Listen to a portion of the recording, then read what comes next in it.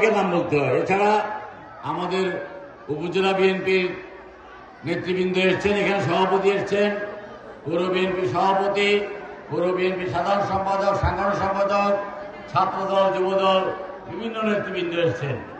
একটা সভা যখন আহ্বান করা হয় তখন বিভিন্ন পর্যায়ের নেতৃবৃন্দ মঞ্চে আসেন, বসেন, বক্তব্য রাখেন, পরিচিত হন এবং বক্তব্যের মাধ্যমে আপনাদের সামনে তুলে ধরার চেষ্টা করেন যে কি কারণে আজকের এই সভাটা। আজকের এই সভাটা মূলত আগামী ফেব্রুয়ারি মাসের 12 তারিখে যে জাতীয় সংসদ নির্বাচন, সেই নির্বাচনে যেহেতু আমি একজন প্রার্থী, আপনাদের সন্তান, আপনাদের ভাই, আপনাদের সন্তান এবং ভাই হিসাবে আপনাদের সামনে পরিচিত হওয়ার জন্য, বক্তব্য রাখার জন্য আমি এখানে উপস্থিত হয়েছি। পাশাপাশি আমরা যার নেতৃত্বে দীর্ঘদিন যাবৎ স্বৈর শাসকের বিরুদ্ধে লড়াই করেছি, সংগ্রাম করেছি, যার নেতৃত্বে তিনবার বাংলাদেশ জাতীয়তাবাদী দল রাষ্ট্রীয় ক্ষমতায় ছিল এবং বেগম খালেদা জিয়া প্রধানমন্ত্রী হয়েছেন।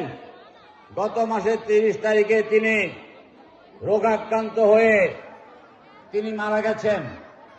বিশ্বের ইতিহাসের সবচাইতে বড় নামাজে জানাজা বেগম খালেদা জিয়ার জন্য হয়েছে।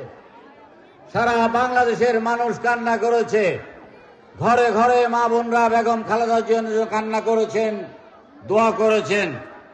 আমরা একই ধারে আজকে নির্বাচনে যখন ভোট প্রার্থনা করছি, পাশাপাশি বেগম খালেদা জিয়ার আত্মার মাগফিরাত কামনা করার জন্য আমরা দোয়া করছি। গত তিনটা নির্বাচন, 2014 সালের নির্বাচন, 2018 সালের নির্বাচন, 2024 সালের নির্বাচনে আপনারা কেউ ভোট দিতে পারেন নাই, আপনারা কেউ ভোট কেন্দ্রে যেতে পারেন নাই। আমি 2018 সালে রামগঞ্জে ভোট করতে এসেও আপনাদের কারো কাছে যেতে পারি নাই।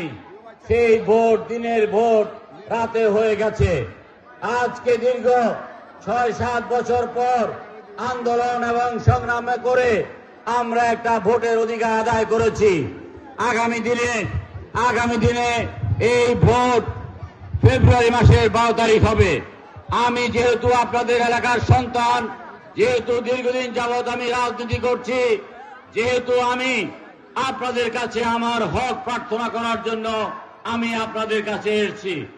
আমি আপনাদের কারো ভাই, আমি আপনাদের কারো সন্তান, আমি কারো বোনের ছেলে, কারো ভাইয়ের ছেলে, কারো আত্মীয়, কারো স্বজন। আমি আত্মীয় স্বজন, ভাই বোন ইত্যাদি দাবি নিয়ে আমি আপনাদের কাছে ভোট প্রার্থনা করছি। 12 তারিখে যে ভোট, এই ভোটটা অত্যন্ত কঠিন ভোট। এই ভোটের মাধ্যমে আমাদের দেশের গণতন্ত্র প্রতিষ্ঠা হবে। এই গণতন্ত্র প্রতিষ্ঠা করার জন্য আমাদের নেত্রী বেগম খালেদা জিয়া দীর্ঘদিন যাবৎ লড়াই করেছেন, আন্দোলন করেছেন, সংগ্রাম করেছেন। আমাদের এলাকার বহু আমাদের নেতা এবং কর্মী বাড়িতে ঘুম যেতে পারে নাই। আমাদের এই ইউনিয়নে 6 জনকে হত্যা করা হয়েছে। আমাদের বিভিন্ন মামলা এবং হামলা হওয়ার পরেও আমরা কিন্তু পিছপা হই নাই। আমরা আন্দোলন এবং সংগ্রামের মাধ্যমে আমাদের ভোটটা আমরা আদায় করেছি।